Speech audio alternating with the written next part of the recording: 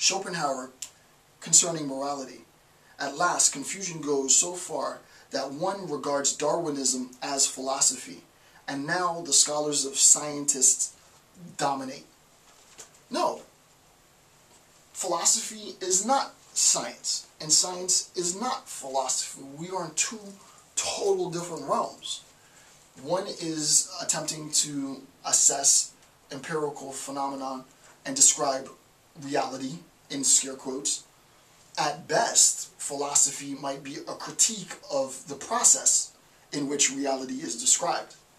Right? But philosophers do something wholly different, right? And to think that Darwinism is now philosophy, well, I mean, this is one of the reasons why social Darwinism led to the National Socialist Party, which led to the destruction of 13 million people.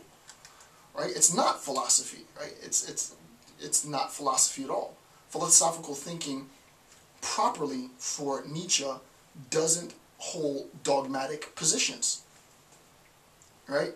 It's subject to change, which means that if Darwinism were really a philosophy, then built into the conception that it was an explanation of the evolutional process of man and survival of the fittest would be its falsifiability, which is not to say that science doesn't have falsification. Of course I know that, right? But Darwinism is one attempt of many attempts, of infinite attempts to explain metaphysics, reality, right? It's but one attempt, the philosopher would say.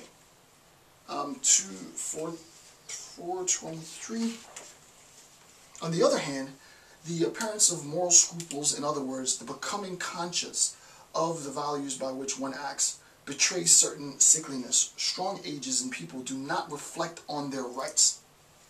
The strong don't have time to reflect on their rights. They act in the world, right? We let the ethicists deal with ethics, right? On the principles on which they act, on their instincts and reason. Becoming conscious is a sign that the real morality, that is instinctive certainty in action, is going to the devil. Every time a new world of consciousness is created, the moralists are a sign of damage, impoverishment, disorganization. The deeply instinctive are shy of logicizing duties.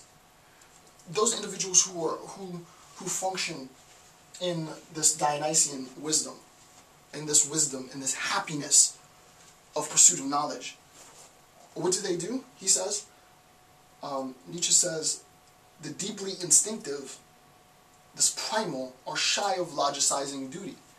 Right? We're not going to make appeals to these grandiose systems in order to logically deduce what it is that we ought to do. No, it's an instinctive process. It's a visceral, emotional process. Right? It's a process that we use rational deliberation and a gut sort of intuition in order to mobilize action in the world. Action is not mobilized by some logical deduction from a deontological theorem, right? Nietzsche would say, where's the humanity in that, right? How does an individual find humanity in that act? Any action that comes from or as a consequence of that is automated and ultimately inauthentic, right? And then lastly, 425. This is a longer bit. Objectivity in the philosopher, moral indifference toward oneself, blindness toward good or ill consequences, lack of scruples about using dangerous means, perversity and multiplicity of character considered and exploited as an advantage. My profound indifference towards myself. I desire no advantage from my insight and do not avoid the disadvantages that accompany them. My insight, I recognize that it gives me an advantage, right? This is why the haters hate, because the haters can't do what I can do. But I also recognize that there are disadvantages, and I don't shun them, right? The fact that I'm isolated, I don't have many friends, I spend most of my time reading and studying, the fact that my social life is crap, all of that, I accept.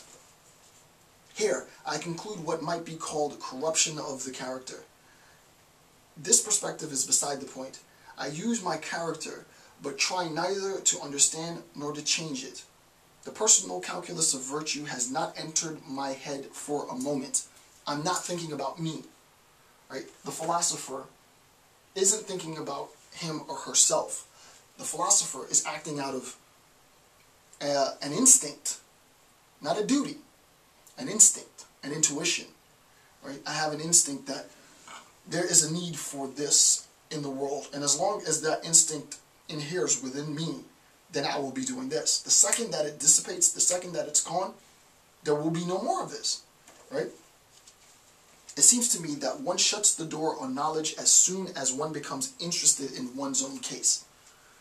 When it becomes about you as an individual, when it becomes about you as the guru, as the leader, as this folklore figure, as this transcendental character, then it becomes ego stroking. And it's no longer about the pursuit of knowledge, right? The idea is the pursuit of knowledge exists independent to the individual, him or herself, right? My own self-interest. It seems to me, again, that one shuts the door on knowledge as soon as one becomes interested in one's own case. Or worse, that salvation of the soul.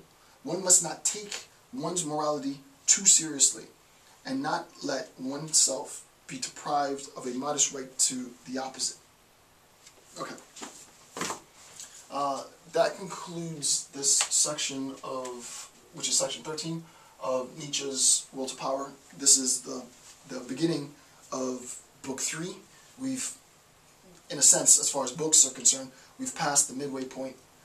It's important to recognize, just the last bit before we move on, for Nietzsche, that this creative process, right, the act that the philosopher engages in, the act of creating new modalities, new means of deconstructing inherited concepts, new means, new methods of creating new concept formation, new means, new methods of contemplating one's role in economizing, you know, from the otherwise ugliness in the world and transforming that into something of beauty.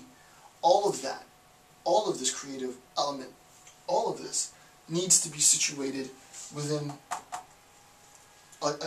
really, it sounds so corny, but an overwhelming sense of joy, happiness, satisfaction. There is great satisfaction, joy, literally in this process, for me personally, right? And this is a very arduous process, obviously, right? This Dionysian wisdom is a recognition that we are going to function more primordially, more instinctively, right? That it isn't a bad thing to rest heavily on one's intuition, right?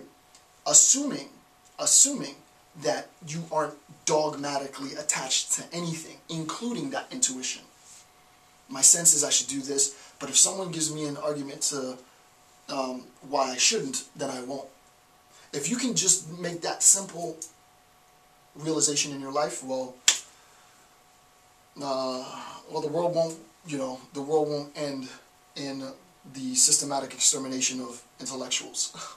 On a serious note, though, we really need to, in the United States of America, we got to stop dumbing it down. It's getting dangerous. It's getting way out of hand. So I just want to end on that note. I want to thank you for taking the time to watch my videos and section 13 of Nietzsche's Will to Power. I'm Dr. Jason J. Campbell. Have a good day.